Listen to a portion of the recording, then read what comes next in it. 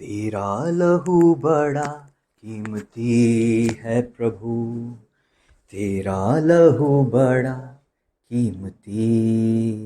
भजन संहिता अगर आप निकालेंगे, मेरी दुआ है प्रभु यीशु जी से कि परमेश्वर प्रभु जी आपसे बातें करें in Jesus name. Thank you Lord. भजन 23 और उसका चौथा पद, चाहे मैं घोर अंधकार से भरी हुई तराई में होकर चलूं तो अभी हानि से न डरूंगा, क्योंकि तू मेरे साथ रहता है, तेरी सोटे और तेरी लाठी से मुझे शांति मिलती है। ये दो I walk through the valley of the shadow of death, I will fear no evil, for you are with me, your rod and staff they comfort me. प्रभु का वचन कहता है, तेरे सोटे और तेरी लाठी से मुझे शांति मिलती है, चाहे मैं घोर अंधकार से भरी हुई तराई में होकर चलूं। आज से हजारों साल पहले दाऊद राजा कहते हैं, चाहे मैं घोर अंधकार से भरी हुई तराई में होकर चलूं। लेकिन जैसा जैसा समय बीतता जा रहा है, घोर अंधकार की तराई जो दाऊद राजा के समय में थी, आज उससे कई अधिक गहरी डेंस अंधकार की तराई है, जिससे होकर आज के विश्वासियों को गुजरना पड़ता है। जो वचन उस समय वैलिड था, आज कितना ज्यादा जरूरी वैलिड होगा हमारे लिए, कितना इंपॉर्टेंट होना चाहिए आज का ये वचन हमारे लिए, कितना जरूरी है आज का ये वचन हमारे लिए कि चाहे मैं घोर अंधकार से भरी हुई तराई में होकर चलूं, वो समय आता है, वरन अभी भी है और बढ़ने पर है। गहन dense black cloud, dense negativity, है ना। प्रभु का वचन क्या कहता है? घोर अंधकार से भरी हुई तराई में होकर चलूं। नकारात्मकता फैल चुकी है, इतनी ज्यादा नेगेटिविटी फैल चुकी है कि अगर आप दाऊद राजा की तरह कॉन्फिडेंस प्राप्त नहीं करेंगे, दाऊद राजा की तरह निडरता प्राप्त नहीं करेंगे,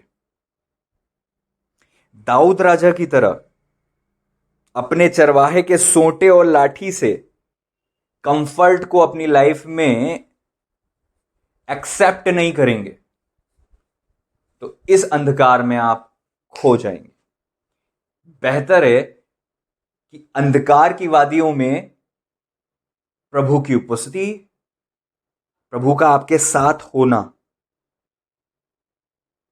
जरूरी है। पहली चीज, आपको प्रभु की उपस्थिति, प्रभु का साथ चाहिए, जहां प्रभु आपके साथ हो। दूसरी चीज, प्रभु का साथ होने का फल यह होगा कि आप निडर रहोगे। तीसरी चीज, जो पहला फल होगा कि आप निडरता में रहोगे, दूसरी चीज जो है वो ये कि प्रभु आपसे बात करेंगे, प्रभु आपको करेक्ट करेंगे। लाठी से प्रोटेक्शन भी आता है और चेस्टनिंग भी आती है, करेक्शन भी आता है। Protection and correction, protection and chastening. वही डंडा भेड़ियों को भगाता है और जो लाठी है वो भेड़ों को करेक्ट करती है। सही हो, तेरी लाठी से मुझे शांति मिलती है। मेरे प्रियो, हम सब लोग घोर अंधकार से भरी हुई तराई के बीच में आ चुके हैं और हम लोग गुजर रहे हैं, और जैसे जैसे समय बढ़ रहा है, हालेलुया, हमें ध्यान देने की जरूरत है। सबसे पहली चीज, क्योंकि तू मेरे साथ रहता है, मैं डरूंगा नहीं क्योंकि तू मेरे साथ रहता है। हालेलुया। प्रभु की प्रेजेंस आपको निडरता देती है, प्रभु की प्रेजेंस आपको प्रोटेक्शन, और प्रभु की प्रेजेंस आपको करेक्शन देती है। प्रोटेक्शन देती है, करेक्शन देती है और डर से आजाद करती है। प्रोटेक्शन देती है, करेक्शन देती है और डर से आजाद करती है। प्रभु की प्रेजेंस में आप निडर रहते हो, प्रोटेक्टेड रहते हो। निडर क्यों हो? क्योंकि आपको पता है कि आप सुरक्षित हो और आप निडर रहते हो। ये ऐसा है जैसे प्रभु की प्रेजेंस में आप हो और आपके चारों ओर बहुत सारी नकारात्मक परिस्थितियां हैं, कहीं फाइनेंस बिगड़ा हुआ है, कहीं रिश्तों में ये कहीं ना कुछ प्रॉब्लम है और आप घिरे हुए हो अंधकार से, लेकिन प्रभु की प्रेजेंस आपकी लाइफ में है, अंदर और बाहर। आप प्रेजेंस से घिरे हुए हो, अंदर और बाहर। फिर आप निडर भी रहते हो, आप सुरक्षित भी रहते हो और आप करेक्ट भी होते रहते हो। अभी हाल ही में मैंने कहा, अगर प्रभु आपसे बात कर रहे हैं, करेक्ट कर रहे हैं, तो इसका मतलब ये है कि प्रभु आपके साथ हैं और प्रभु ने आप पर आशा नहीं छोड़ी है। और इसका मतलब प्रभु अभी भी उम्मीद करते हैं कि अभी भी आप सुधर जाओगे या फिर प्रभु के मार्ग पर आ जाओगे। अभी भी प्रभु ने आशा नहीं छोड़ी आपके लाइफ में। प्रभु की प्रेजेंस आपको निडरता देती है, प्रोटेक्शन देती है, करेक्शन देती है। हाँ, निडरता देती है, प्रोटेक्शन देती है और करेक्शन देती है। निडरता देती है, प्रोटेक्शन देती है और करेक्शन देती है। आपकी लाइफ में निडरता का होना, प्रोटेक्शन का होना, करेक्शन का होना जरूरी है, लेकिन ये सब तब मिलता है जब आप प्रेजेंस में होते हो। आपके ऊपर प्रभु की प्रेजेंस होती है, आपके अंदर प्रभु की प्रेजेंस होती है। और इन दिनों में हर एक व्यक्ति को इंडिविजुअली प्रभु की प्रेजेंस में आना जरूरी है। Individually, individually. नहीं तो फिर आप नहीं, जो प्रेजेंस में रहेगा ना वो बचेगा, बाकी लोग शिकार होने लग जाएंगे। दाऊद राजा सुरक्षित थे, लेकिन दाऊद राजा की पत्नियां बंधुआई में थी। दाऊद राजा के लोग बंधुआई में थे। दाऊद राजा सुरक्षित थे। कई बार हम लोग सोचते हैं कि हमारा पास्टर स्पिरिचुअल है, हमारे भाई बहन या घर में कोई भी स्पिरिचुअल व्यक्ति है। हर परिवार में कोई ज्यादा स्पिरिचुअल व्यक्ति होता है ना। स्पिरिचुअल लीडर होता है ना। हर परिवार का एक प्रीस्ट होता है ना। हर परिवार का एक आत्मिक अगुआ होता है ना। हर परिवार का होता है। Praise the Lord. अब वो व्यक्ति हमें स्पिरिचुअल लगता है और उसके द्वारा हमारी लाइफ में ब्लेसिंग आती है, लेकिन जब अंधकार गहन होता है तो आपको इंडिविजुअली, व्यक्तिगत रीति से प्रभु की प्रेजेंस में आना जरूरी है। व्यक्तिगत रीति से प्रभु को पुकारना जरूरी है। वो दिन अलग थे, ये दिन अलग हैं। वो दिन अलग थे, ये दिन अलग हैं। जब दाऊद राजा के जीवन में अंधकार परिस्थितियां गहरी हो गई तो दाऊद राजा की सुरक्षा, दाऊद राजा का प्रोटेक्शन, दाऊद राजा के लाइफ में प्रभु की प्रेजेंस दाऊद राजा को प्रोटेक्ट कर रही थी, बट उनकी फैमिली को प्रभु से रिश्ता गहरा करने की जरूरत थी। सबको प्रभु से गहरा रिश्ता करने की जरूरत है। Praise Lord. सबको प्रभु से गहरा रिश्ता करने की जरूरत है। हम सबको प्रभु से गहरा रिश्ता करने की जरूरत है। ये दिन वो दिन आ गए हैं जब हर एक को परिस्थितियों से गुजरना पड़ रहा है। प्रभु करें कि हम अपनी लाइफ में प्रभु की गहरी उपस्थिति को प्राप्त करते जाएं, ताकि हम निडर रहें, हम सुरक्षित रहें और हम करेक्शन पाते रहें।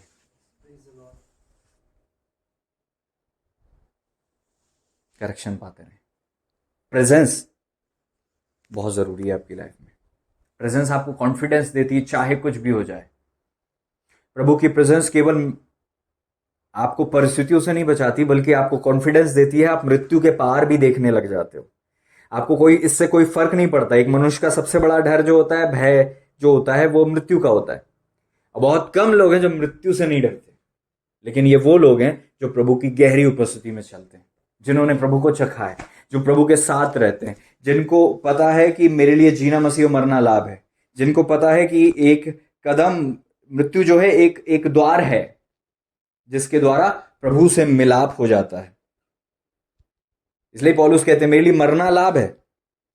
वो वेट कर रहे हैं और पौलुस बोलते हैं कि मैं तुम्हारे लिए रुका हुआ हूं। मेरा देह में रहना तुम्हारे लिए फायदेमंद है। मैं तो चाहता हूं कि कूच कर जाऊं, लेकिन तुम्हारे लिए। वो लीडर का इन्फ्लुएंस पूरे की पूरी चर्चेज में और सभी लोगों में, लीडर्स में जा रहा था कि वो लोग करेक्शन पाते रहे। हालेलुया। वो अपनी दौड़ सेवकाई की दौड़ रहे थे, क्योंकि जब वो कुरिन्थियों की पत्री लिखते हैं, मेरे ख्याल से कुरिन्थियों में ही है, कि आज से 14 बरस पूर्व ना जाने देह सहित ना जाने देह रहित एक पुरुष, एक व्यक्ति को मैं जानता हूं, 14 साल पहले तीसरे स्वर्ग तक उठा लिया गया। एक व्यक्ति जिसकी पर्सनल वॉक विद गॉड इतनी प्योर थी, इतनी मस्त, इतनी परफेक्ट चल रही थी। 14 साल, पत्री लिखने के 14 साल पहले बोलते मैं 33rd हेवंस में था, और जो बातें देखी वो मुंह पे लाना भी उचित नहीं है। इस रेल्म में उस रेल्म की बातें बोली भी नहीं जाती। पर्सनल वॉक इतना अच्छा था, लेकिन वो कह रहे कि मैं तुम्हारे लिए कर रहा हूं। हालेलुया। ऐसे व्यक्ति को जिसको पता है कि मेरा किसी भी पल आंख बंद करना महिमा में आंख खोलने का कारण हो जाएगा, कभी भी मैं प्रभु की उपस्थिति में जा सकता हूं, उस व्यक्ति को मृत्यु से काय का डर। पौलुस को आप देखते हो टोकनी से बाहर निकल गए, क्या वो डर के कारण? नहीं। जहाज में तूफान आ गया, स्वर्गदूत आकर बोलते चिंता मत करो, तुम बचे रहोगे, तुम्हें कैसर के सामने जाना है। Praise the Lord. भविष्यवाणी होने लगी, मत जाओ यरूशलेम। उन्होंने कहा कि मैं तो जाऊंगा। एक व्यक्ति निडर होता है वो व्यक्ति जो प्रभु की गहरी उपस्थिति को चख लेता है। मृत्यु का असर, प्रभाव, प्रभुता उसकी लाइफ से खत्म हो जाती है। इतनी बार कोड़े खा लिए, इतनी बार जहाज टूटने में, इतनी बार जाड़े में, इतनी बार निवस्त रहने में, इतनी बार तकलीफों को सहने के बाद भी वो इंसान स्थिर रहा। मृत्यु का असर नहीं हो रहा था उनके ऊपर।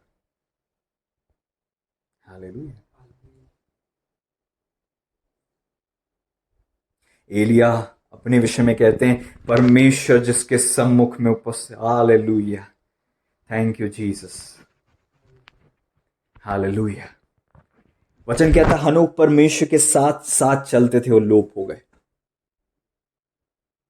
आपको लगता है इसी समय पर लोग जो है नेगेटिविटी से गुजर रहे हैं? नहीं। इन दिनों की इन दिनों को उन दिनों से कंपेयर किया गया है, पुराने दिनों से कंपेयर किया गया है। बहुत बहुत तकलीफ के समय में रहे हैं लोग। ऐसा कोई भी व्यक्ति नहीं, ये मत सोचे कि केवल आप ही हैं इन परिस्थितियों से गुजर रहे हैं। हर व्यक्ति एक ना एक समय में मसीह के पीछे चलने वाला, परमेश्वर की भक्ति करने वाला, तकलीफों से गुजरा है। शुरू से वो लोग परसिक्यूशन से गुजरे हैं। आज से 2000 साल पहले परसिक्यूट हुए थे चेले, और उससे हजारों साल पहले जो है नबियों को और अभिषिक्तों को जो है सताया जाता था। इवन आदम से 7वीं पीढ़ी में हनोक थे, और 7वीं पीढ़ी में देखते हो कि वहां पर पूरी की पूरी दुनिया करप्ट होने लगी थी। जब हनोक उठा लिए गए, मतुशेले के जन्म के मृत्यु के बाद तो प्रलय आ गया।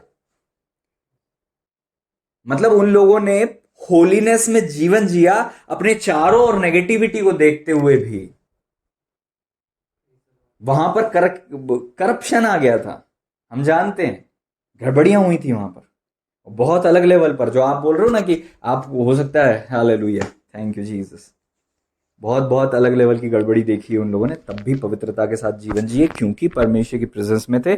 खुदा की प्रेजेंस में रहना आपको निडरता देता है, प्रोटेक्शन देता है, और परमेश्वर आपसे बातें करते रहते हैं, और करेक्शन के साथ आप चलते जाते हो, और आपकी लाइफ सिस्टमेटिक होती है, और आप प्रभु के पास जाते हो।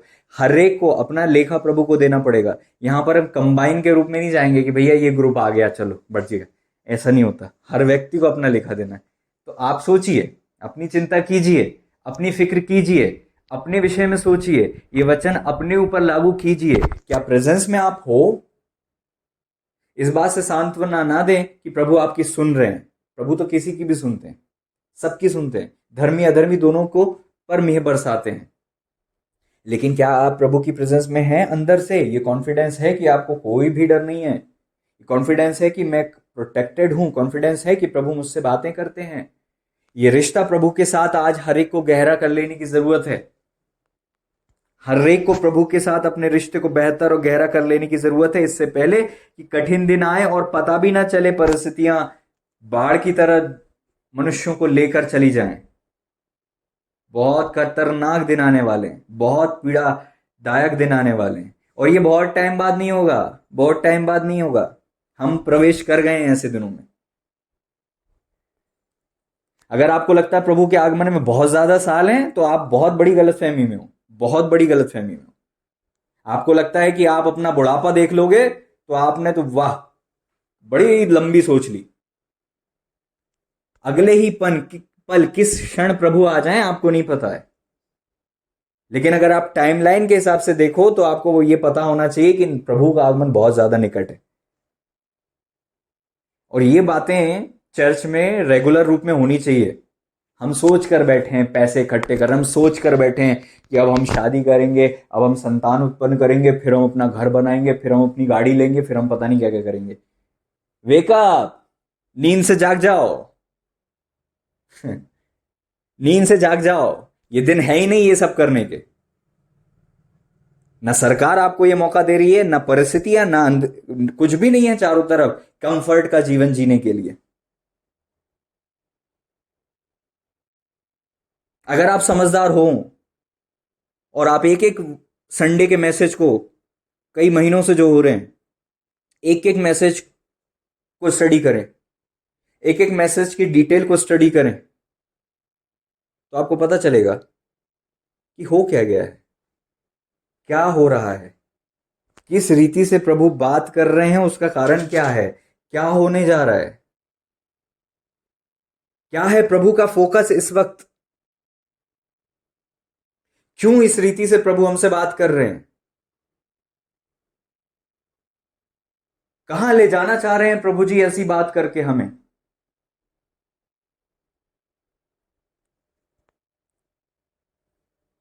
मूसा ने जब लोगों से बात की तो मूसा कनान ले जाना चाह रहे थे, लेकिन बात कर रहे थे जंगल की। प्रभु आप जो आपको ब्लेस करने की बात कर रहे हैं या परमेश्वर आपसे किसी भी रीति से बात कर रहे हैं, याद रखें अल्टीमेट गोल यह है कि परमेश्वर के पास आप जा सको।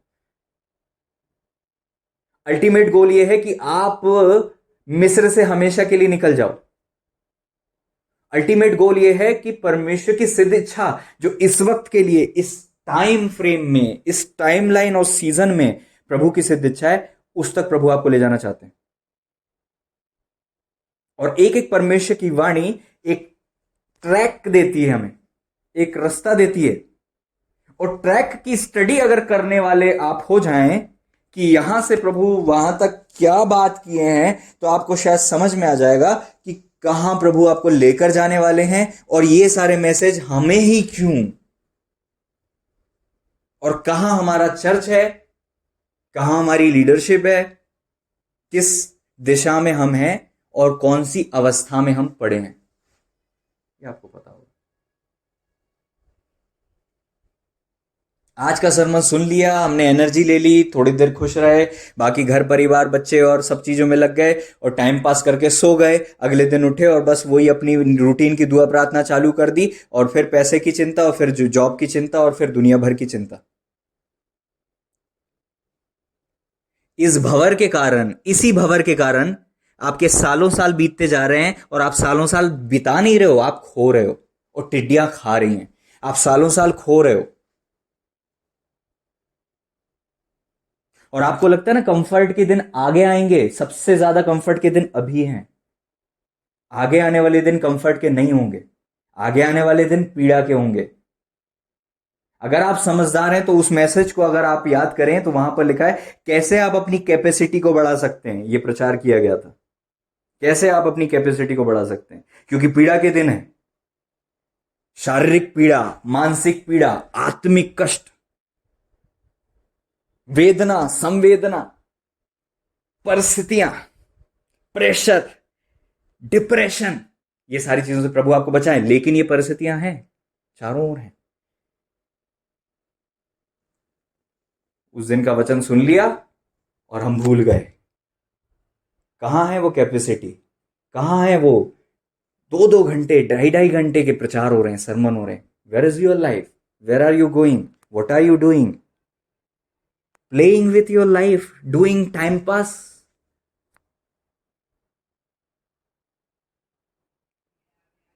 महीना भर से ऊपर हो गया होगा, क्या हमारी कैपेसिटी कुछ किसी क्षेत्र में हमने बढ़ाई?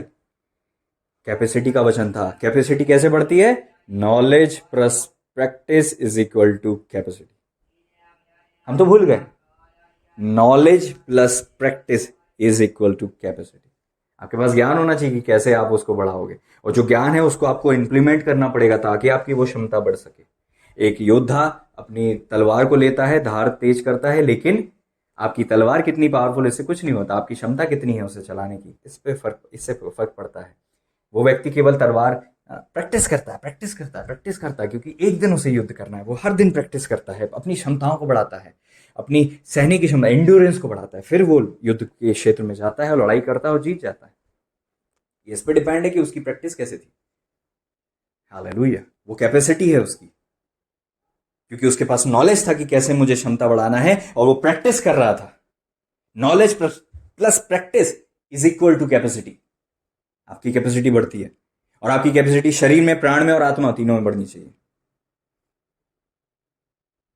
अगर एक व्यक्ति को यह पता हो कि आज से कुछ साल पहले नदी में जाएंगे तैरने 2 मित्र, एक मित्र को पता हो कि सामने साथी जो है डूबेगा, तो वो हर दिन प्रैक्टिस करेगा कि मैं अपने आप को तो तैरना सिखा लूं, अपनी क्षमता को बढ़ा लूं, लेकिन जब मेरा साथी डूबने लगे तो मैं इतनी कैपेसिटी, इतनी स्विमिंग कैपेसिटी मेरे पास हो, इतनी स्टेमिना हो कि मैं उसको भी होल्ड करके, लहरों से लड़कर, गहराई से डरे बगैर उसे किनारे लगा सकूं। ऐसे दिन आने वाले हैं जहां पर लोग आपसे रिक्वेस्ट करने लगे। हालेलुया। मैं प्रोफेटिक वर्ड्स नहीं देना चाहता, लेकिन ऐसे दिन आने वाले जब जब हालेलुया, क्या आपकी क्षमता आपने बढ़ाई है?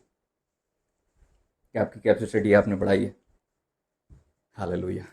आइए हम दुआ करें। प्रभु जी, हम धन्यवाद देते हैं, आपने हमसे बोला, बातचीत किया, आपके नाम की महिमा करते हैं। सारी शत्रु की चालें नष्ट हो जाएं, आपने हमसे बोला, हम धन्यवाद देते हैं। सारी महिमा, सारा आदर हम आपके पवित्र पावन चरणों में रखते हैं। सारी गड़बड़ी से हमें बचाएगा पिता। प्रभु यीशु मसीह जी के नाम में शत्रु की चालों को बांध देते हैं। प्रभु यीशु मसीह जी के नाम में दुआ को मांगते हैं। आमीन।